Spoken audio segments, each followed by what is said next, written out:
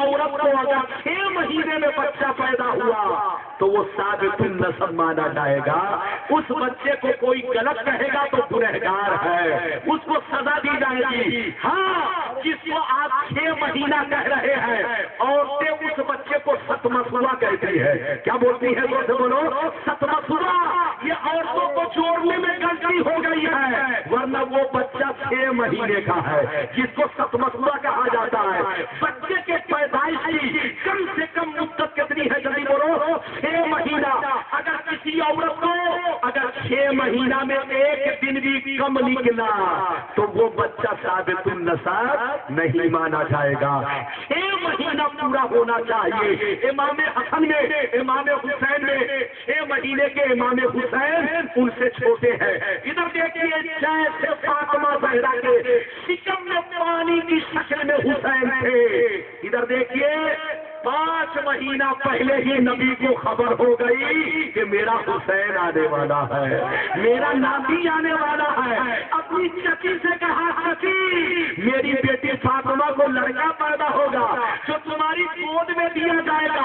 اور دوسری حدیث یہ ہے کہ اللہ نے اس کا نام حسین رکھ دیا ہے. اب آپ بتائیے, نبی کو اتنا کنفرم معلوم ہے لیکن ہر بات بتانے کی نہیں ہے. جب موقع آیا تو نبی نے بتا دیا.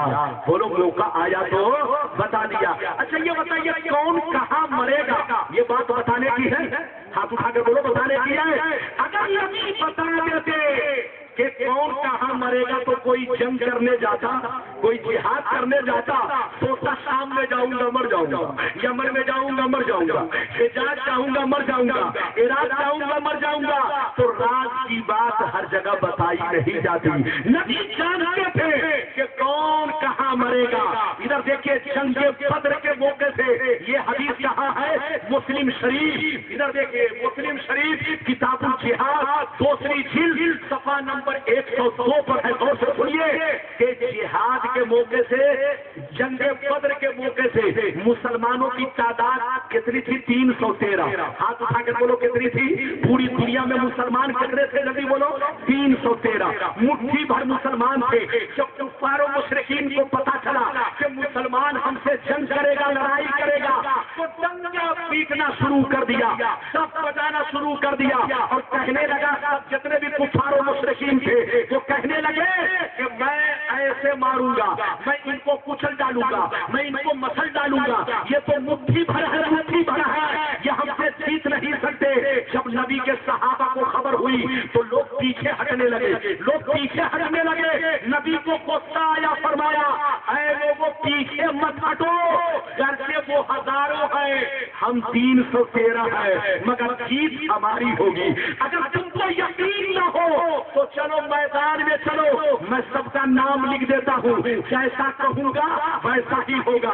نبی میدان میں لے گئے, سب کا نام لکھتے جا رہے ہیں, نشان لگاتے جا رہے ہیں. صحابہ پیچھے مت ہٹو, جیت ہماری ہے. یہاں پر عتبہ مرے گا, یہاں پر شیبہ مرے گا, یہاں پر فلاں مرے گا, یہاں پر فلاں مرے گا.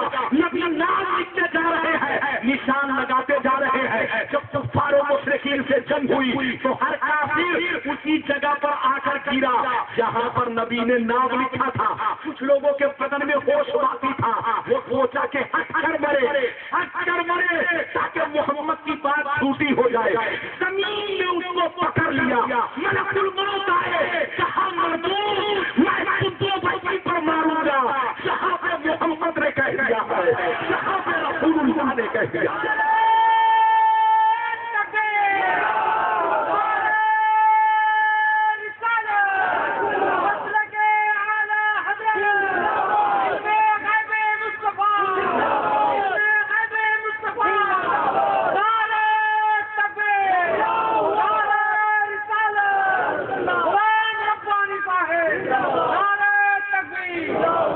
یہ ہے نعرہ اور یہ ہے ہمارا نعرہ, ہمارا. اجازت ہے دوست بولو, اجازت ہے تو بس میری تقریر 10 منٹ اور چلے گی. ہاتھ اٹھا کر بولو سبحان اللہ. لیکن لگتا ہے آپ لوگ تھک گئے, میں آپ سے زیادہ تھک گیا ہوں. ادھر دیکھیے, مولانا ربانی پر اس کا فضل ہے, فضل نہ کہ ورنہ یہ تو کبھی کبھی بلڈوزر کی طرح سینے پر ظلم اٹھانے لگتا ہے، لیکن سب کو جھیلتا رہتا ہوں، برداشت کرتا رہتا ہوں۔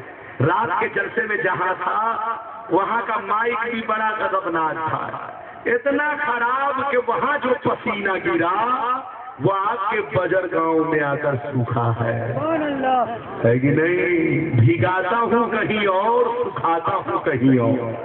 اجازت ہے؟ اجازت ہے تو 10 منٹ اور میری تقریر سنے، غور سے سنے پورا مجمع۔ اگر حدیث سننا چاہتا ہے تو ہم اٹھا کر بولو سبحان اللہ، اور زور سے بولو سبحان اللہ، اور زور سے بولو سبحان اللہ۔ آخری حدیث سن لو، دودھ کا دودھ پانی کا پانی، بالکل کلیئر حدیث۔ آخری حدیث سن لو، انعام پھر 5 لاکھ روپے، چونکہ یہ مشکات کی حدیث ہے، اور ادھر دیکھیں مشکات کی حدیث، مشکات کی حدیث ہے۔ میں نے انعام 5 لاکھ رکھا ہے، بخاری پر 10 لاکھ رکھا، ترمذی پر 10 لاکھ رکھا، لیکن مشکات پر 5 لاکھ رکھا۔ یہ بھی حدیث صحیح ہے، دودھ کا دودھ پانی کا پانی، بالکل کلیئر حدیث سن لو۔ اجازت ہے تو سناؤں، حوالہ نوٹ کرو، مشکات شریف جلد اول، مشکات شریف جلد اول، باب المساجد، صفحہ نمبر 69-70 پر یہ حدیث موجود ہے۔ عن عبد الرحمن بن عائش رضی اللہ تعالی عنہ قال قال رسول اللہ صلی اللہ تعالی علیہ وسلم انی رأیت ربی عز وجل فی احسن صورت فوضع کفہ بین کتفیہ فوجدت بردہا بین ثدییہ فعلمت ما فی السماوات وما فی الارض۔ حضرت عبد الرحمن کہتے ہیں میرے سرکار نے ارشاد فرمایا، اے میرے غلاموں، جب میں معراج کی رات اللہ کا دیدار کرنے گیا تو اتنا قریب ہوا، اتنا قریب ہوا، اتنا قریب ہوا کہ اللہ تعالیٰ نے اپنا دست قدرت میرے کانٹے پر رکھ دیا، اللہ نے اپنا دست قدرت میرے موڈھے پر رکھ دیا، جیسے اللہ نے اپنا دست قدرت میرے موڈھے پر رکھا، میرے کانٹے پر رکھا، میرا سینہ اتنا روشن ہوا، اتنا روشن ہوا کہ جو غصہ تو آسمان میں ہے، جو غصہ تو زمین میں ہے، سب کو میں نے جان دیا۔ کتنے لوگوں نے حدیث سن لیا؟ ہاتھ اٹھا کر ایک بھی ہاتھ نیچے نہ رہے، پورا مجمع ہاتھ اٹھا کر بولو سبحان اللہ، اور زور سے بولو سبحان اللہ، اور زور سے بولو سبحان اللہ۔ نبی نے کیا کہا؟ جب میں اللہ تعالیٰ سے ملنے گیا، اللہ تعالیٰ کا دیدار کرنے گیا۔ ادھر دیکھیے، اچھا یہ بتائیے نبی نے اللہ کو کتنی بار دیکھا پتا ہے؟ بولو نبی نے اللہ کو کتنی بار دیکھا پتا ہے؟ نہیں پتا ہے۔ یہ بابو بہت زور سے بول رہے ہیں، یہ میرا بیٹا جو ہے جاگ رہا تھا۔ بولو اجازت ہے؟ دوست بولے اجازت ہے؟ ادھر دیکھیے غور سے سنیے، نبی نے اللہ تعالیٰ کو 34 مرتبہ دیکھا۔ کتنی مرتبہ؟ ہاتھ اٹھا کر بولو کتنی مرتبہ دیکھا؟ ادھر دیکھیے جتنے نبی آئے سب نے اللہ کو دیکھا، مگر صرف خواب میں دیکھا۔ کہاں دیکھا؟ خواب میں، سپنا میں دیکھا۔ جب نبی سے پوچھا گیا کہ آپ نے اللہ کو دیکھا تو نبی نے کہا کہ میں نے 34 مرتبہ اللہ کو دیکھا، 33 مرتبہ سپنا میں دیکھا، اور 1 مرتبہ عرش اعظم پر میں نے اللہ کو جا کر دیکھا۔ عرش اعظم پر پہنچ کر میں نے رب کو دیکھا۔ تم نبی نے کتنی مرتبہ اللہ کو دیکھا؟ جو سے بولو 34 مرتبہ۔ ادھر دیکھو، سب کو دیکھنا آسان ہے مگر رب کو دیکھنا آسان نہیں ہے۔ ادھر دیکھیے، آدم رب کو نہ دیکھ سکے، نوح رب کو نہ دیکھ سکے، لیکن نبی نے رب کو دیکھ لیا۔ تو اعلیٰ حضرت نے یہی فیصلہ مدینے کے سپریم کورٹ کا اپنے شعر میں بیان کیا، اور کوئی غیب کیا تم سے نہ ہو بھلا، جب نہ خدا ہی چھپا تم پہ کروڑوں درود۔ اتنا سمجھو، ان لوگوں سے کہہ دو کہ اور چیزوں پر اعتراض تو چھوڑو پگلا، جس نبی نے رب کو دیکھ لیا، وہ سب بولو جس نبی نے رب کو دیکھ لیا، تو اتنا سمجھو کہ انہوں نے سب کو دیکھ لیا۔ ارے بولو جس نے رب کو دیکھا اس نے سب کو دیکھا۔ جب رب نہ چھپے تو سب کیسے چھپے؟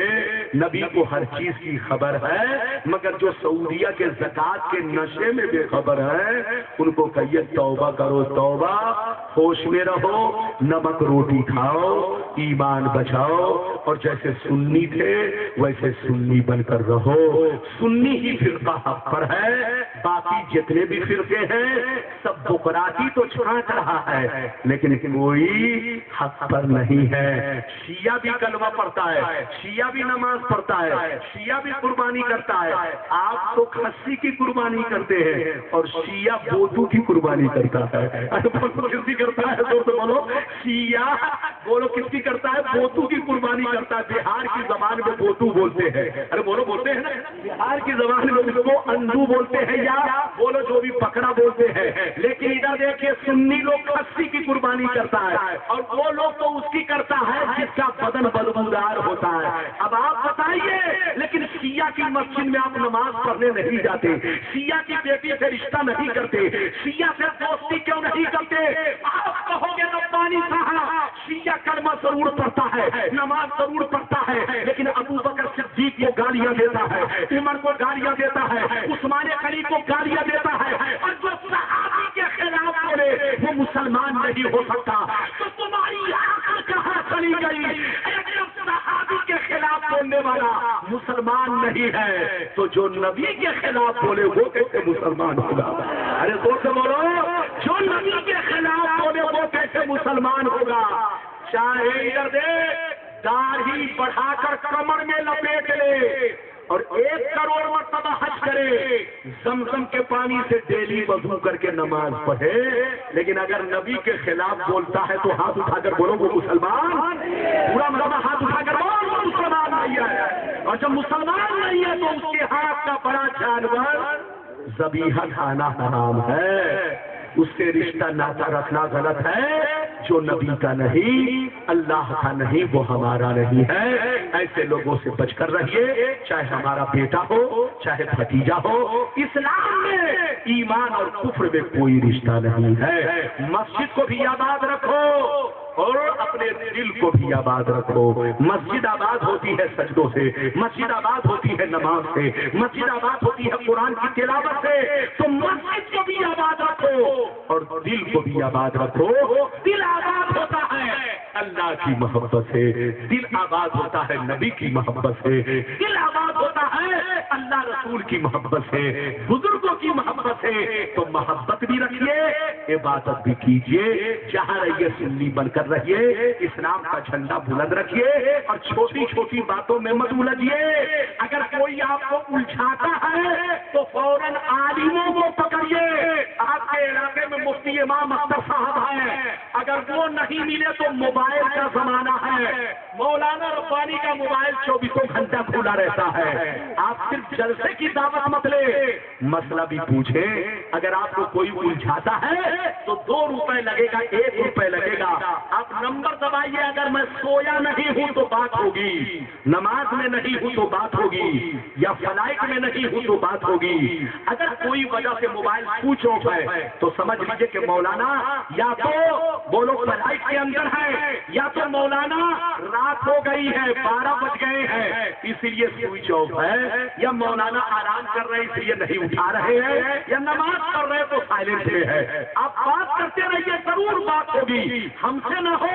ہمارے اس علاقے میں ایک عالم دین موجود ہے، کسی بےایمان کے چکر میں مت پڑیے اور الجھیے نہیں۔ لڑنے کا دور نہیں ہے، سمجھنے کا دور ہے۔ ہاتھ اٹھا کر بولو، لڑنے کا دور نہیں ہے، سمجھنے کا دور ہے۔ سمجھو، ایمان بچاؤ، سنی بن کر رہو۔ اللہ کو سلامت رکھے، آباد رکھے، اور جہاں رکھے اپنی شان کو آپ بلند رکھے۔ اللہ تعالیٰ ہر